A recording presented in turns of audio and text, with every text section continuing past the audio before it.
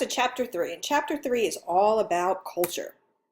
Culture is everything that humans create in establishing our relationships to nature and with each other. There are 3 elements of culture that your textbook examines. They are material, cognitive, and normative culture. This presentation is just going to look at normative culture.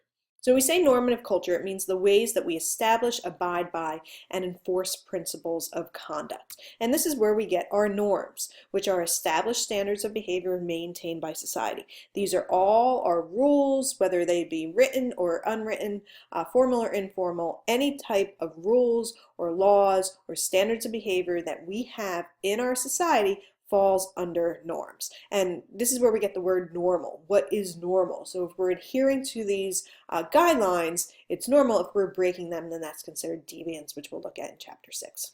So there are many different types of norms. We're going to look at 4 main types of norms in this section.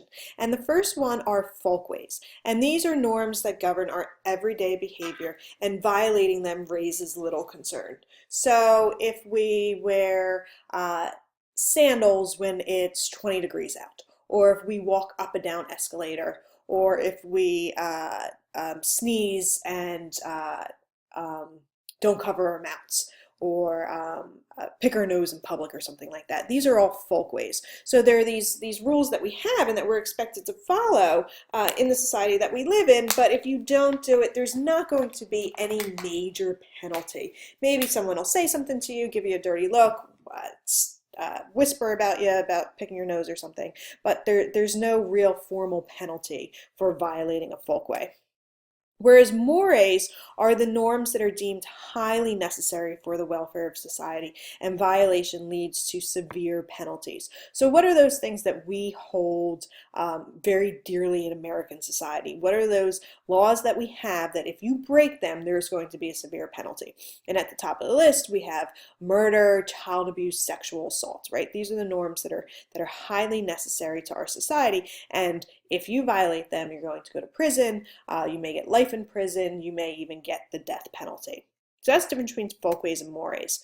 Then we have formal and informal norms. And don't get caught up with the wording. Formal simply means, is it written down?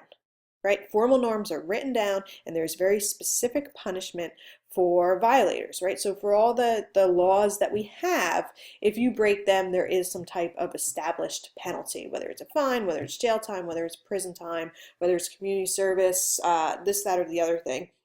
And even if you look at your syllabus is full of all the, or your student handbook at Bucks, they're, have all the rules for what you have and what the punishment is for people who violate these rules. Whereas informal norms, people generally understand them, but they're not always recorded. So we know that you're supposed to wear black to a funeral, or dark colors to a funeral. We know that we're supposed to, wear winter clothing when it's cold outside or it's snowing, but it's not really written down anywhere that you're supposed to do these things. We can have folkways that are formal. Can you think of anything? What is a law? So it's written down, but really, it's just everyday behavior or violation raises little concern. So something such as jaywalking, right? So it is a formal norm because it's written down as a law, but if you jaywalk, there's really going to be very little violation for doing it. Sometimes we could have conflicting norms, right? So we say that murder is illegal. Can you think of a time where it's okay or understandable or justifiable to commit murder, right? So it's a more and it's a formal norm, but if we do it in self-defense, then there may be a lesser penalty or maybe no penalty. If we do it during time of war, you can be awarded. You could be awarded for it. So things are not always 100% either way. When there's weak norms, they could be ignored. right? So such as speeding on the turnpike, right? Everyone pretty much exceeds, most people exceeds the speed limit on the turnpike, and it's not really enforced if you're going, say, 10 miles an hour over the speed limit. Whereas, so people are more likely to take advantage. Whereas maybe if you are going 10 miles over the speed limit in a school zone in a local town, that's going to be enforced. So if it's weak, people are going to ignore it. Norms change, right? We just look at in June with the Supreme Court legalizing gay marriage. So we see that norms change over time, laws change over time. We now have texting while driving laws and things like that. If we look at how things have changed over time, right? This is a picture of a policeman in the 1922, and he is measuring this woman's swimsuit. And the order was that swimsuits could not be over 6 inches above the knee, right?